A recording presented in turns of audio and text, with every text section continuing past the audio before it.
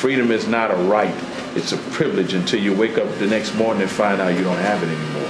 Oh, white people are 12 times as likely to be killed by a black person than the other way around. I'm just going to shoot you straight. It's not even close. Where? Across the country. Where? The United States. I mean, we're not talking about Ghana. But now people are looking at their cities going, this is a fucking hellscape. And the murder is skyrocketing because people said in the name of racial justice. Like, there's school shootings, there's road rage, there's all of that shit. Yep. And the primary people that commit a lot of those are people who don't have this skin. No. Who hears our voice? And when does the white fatigue kick in? And when does the white fatigue kick in? Well, we've been hearing about white, that's the point, right? We've been hearing about it all our lives, about white fatigue, about systemic discrimination. But nothing's ever been done. That's the problem. It has been done. Here. That's why we've done systemic justice reform that has led to more crime.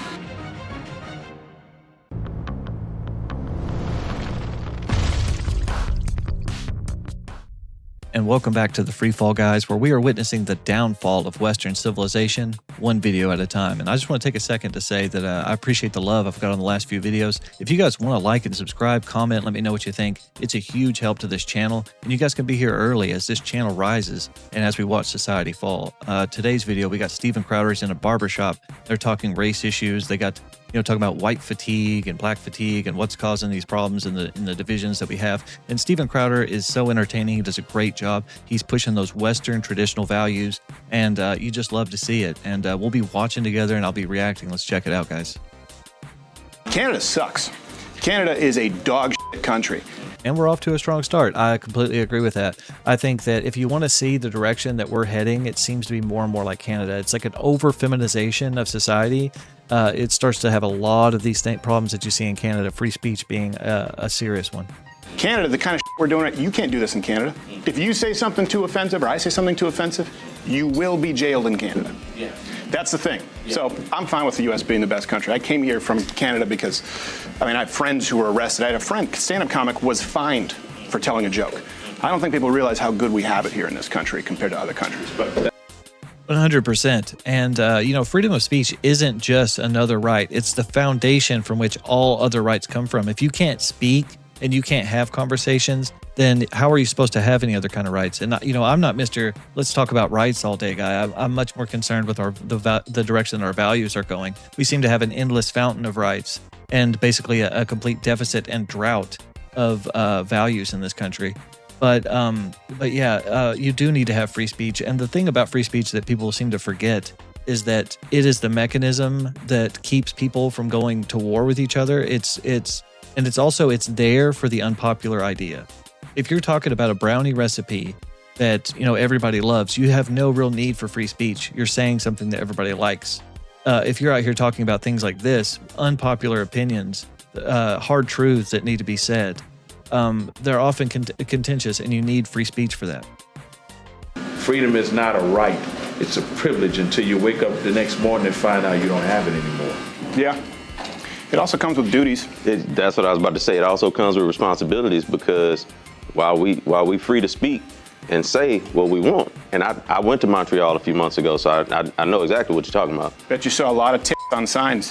That's all it is. No, I didn't. It's just strip clubs. Our Times Square is a giant strip club.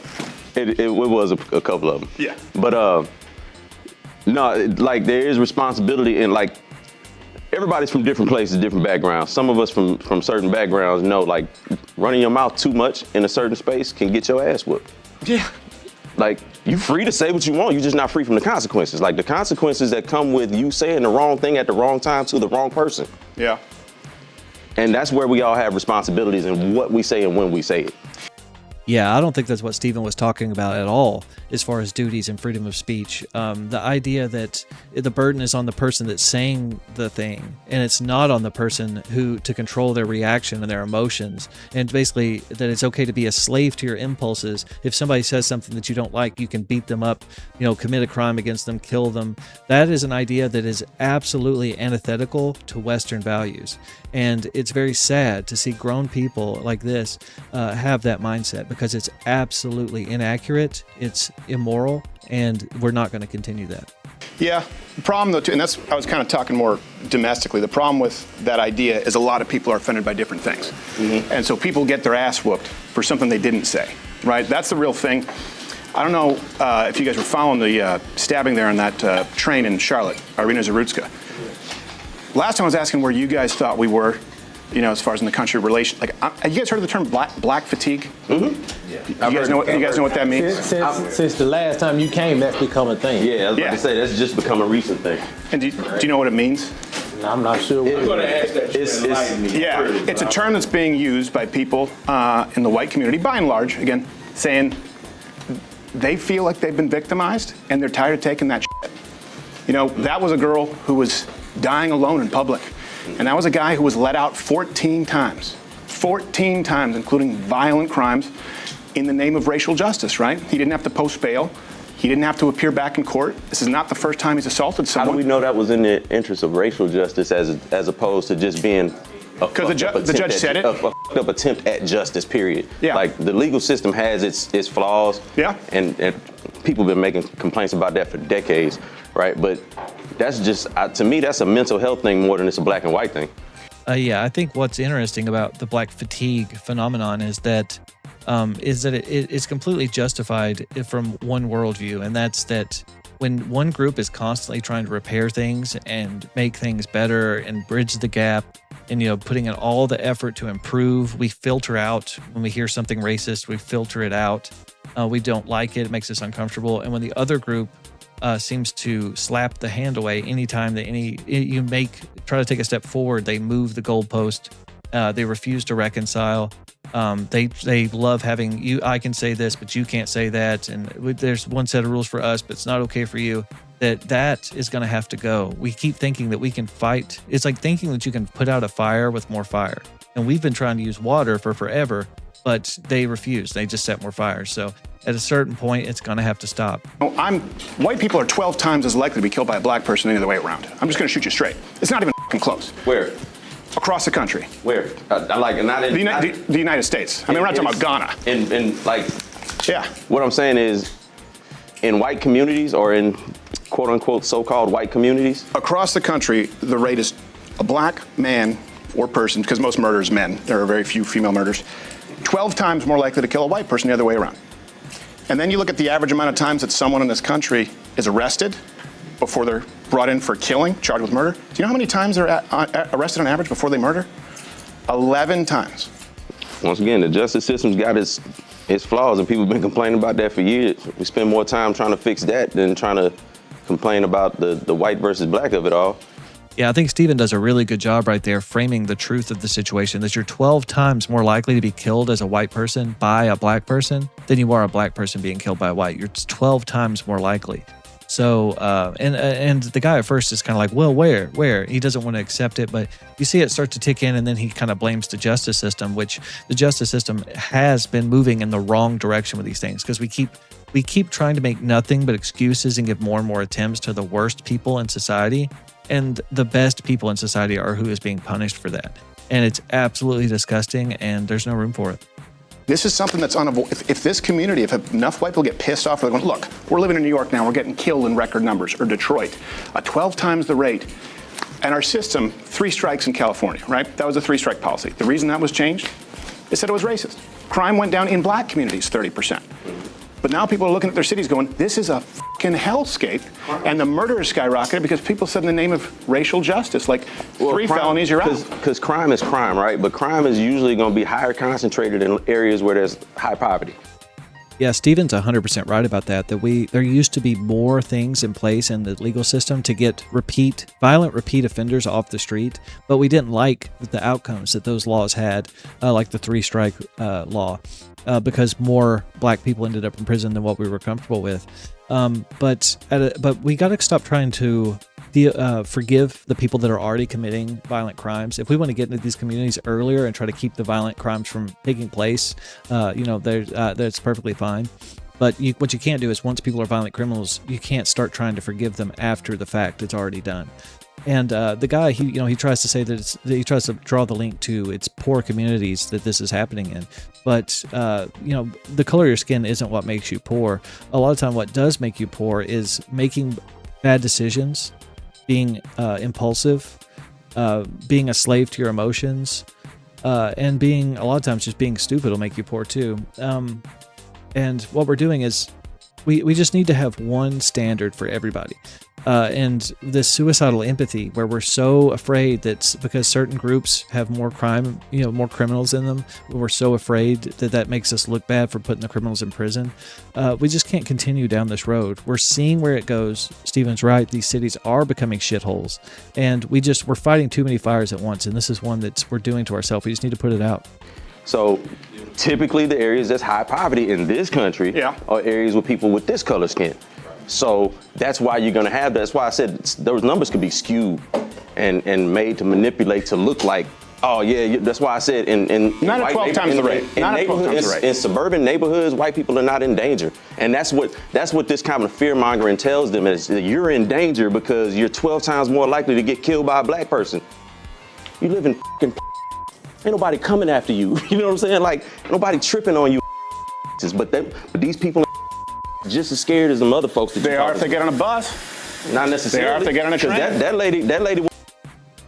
And this argument that this guy's making is crazy to me. That in your neighborhood you don't have to worry about anything.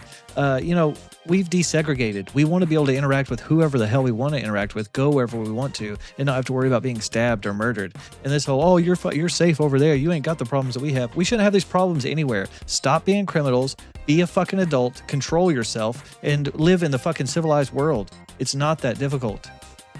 Wasn't in danger because that man was black. That lady was in danger because that man was crazy. Nope. That man was mentally insane. But why was he back on family members? He had his own family members call the hospital to try to get him committed. He told his sister he killed that woman because he thought she was trying to read his mind. Yep. Why was he let out, though? And I'm not saying it's because he's black. Yeah, I'm saying people look at it, though. The judge said part of black fatigue. He's insane, right? We agree. That's not a black and white issue. He was deemed not fit to stand trial, right? Right. Now, he should have been institutionalized. Right. The IOU policy, meaning you don't have to pay bail. Mm-hmm. You don't even have to stay here until you're actually convicted. You just say you'll come back. Right, which is messed up. Yeah, the judge, Teresa Stokes, black woman, said, well, this is about racial justice. We need to be softer on crime. So that's her reasoning. That's why he was out. And you can find dozens of examples. That's her misguided reasoning. And that's policy. But that's systemic, though, right? That's not representative of a whole. It's not. It's not. No, and look, we always have to say not all. Like, not all white people wear MAGA hats and are dumbass pieces of racist shit. But we have all been accused of racism, sexism, misogyny, homophobia. What I'm saying is black fatigue is white people going, you know what? I know I'm not racist.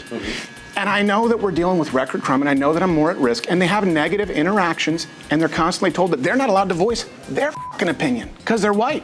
And if those people get pissed off, like, that's where we actually could end up with some kind of, I'm telling you, I see this brewing. I see people who were milquetoast white suburban who are becoming actually racist. Now, not all of them, but I've seen people actually become racist because they get mugged, their store gets looted, and nothing gets done. They're going, and if I say something, it's turned into a racing. I'm telling you that's where it's coming from. At what point do we have a talk and go like, okay, let's reform justice, but we have to be honest as to why it was reformed in the first place. This guy, it's not even the only one. It's every 3 days someone's being offed. Yeah, Stephen's right about that. People will start to radicalize the more that this kind of thing continues. And, a good definition of oppression, the group that is oppressed is often the group that has the least sympathy in society. And which group is that? Which group basically can't say anything and defend themselves? And they feel that. And, that kind of thing ends up boiling over and can get really bad really fast, especially when they're, a majority of the citizenship. So we spend all this time worrying about the minorities in the margins, but the majority can do some serious damage if they're radicalized enough. So, even if you believe all of the BLM type, ideology, you should be super concerned about, antagonizing the majority of the population. And, I'm not in favor of that, but that I do think that is where this will end up if we don't start making some serious interventions sooner than later. Yeah, but at the same time, let's transfer that over to, there's a lot of unsafe things in this world. Like, getting mugged by a black person is not the paramount unsafe thing. There's school shootings, there's road rage, there's all of that shit. Yep. And the primary people that commit a lot of those are people who don't have this skin. No. So if switch it over, if black people say, well, we getting fed up and we tired of all these school shootings and all of these road rage and all that, who do we say something to? Who hears our voice? And when does the white fatigue kick And when does the white fatigue kick in? Well, we've been hearing Who about hears white. us? That's the point, right? We've been hearing about it all our lives, about white fatigue, about systemic But discrimination. nothing's ever been done. That's the You're problem. correct. It has It's been still done. here. That's why we've done systemic justice reform that has led to more crime, right? That's the reason for no three-strike policy. That's the reason for cashless bail. That's the reason for catch and release. The reason for it, in the wake of Black Lives Matter, George Floyd riots, Summer of Love, was we're going to reform crime, we're going to reform the justice system, and it's gotten worse everywhere it's been. And then when white people leave those neighborhoods, well, now it's white flight. If they come in, it's gentrification. And I'm telling you, there are a lot of people who are pissed off, and they're not going to sit down and have this conversation and be real about it. And they're going, well, what happens when someone has to keep their mouth shut about everything? Yeah, and Stephen's 100% right about that. The more that we keep going down these social justice, ways of forming laws instead of actual justice, the worse it's getting for everybody. And this whole, well, what about what's going on in your neighborhood, and what about the crimes that's over there? That is the most childish way of looking at things. And this is going to take an adult conversation where we need people to be responsible for their own actions and for the outcomes that they find themselves in.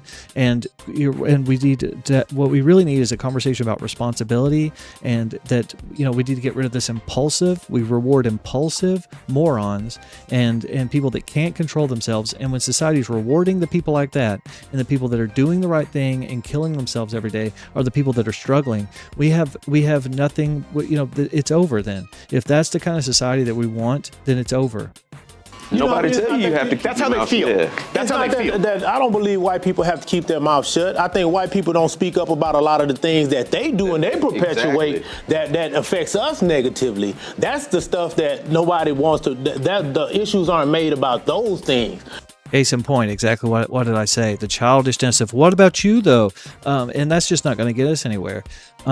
This has just been one of 1,000 examples of this kind of thing. We are destroying ourselves from within, suicidal empathy, a self-loathing in the West, when we have done the most good, the values that took all that time to get themselves worked out to everybody, that made it where we should be basically living in paradise today.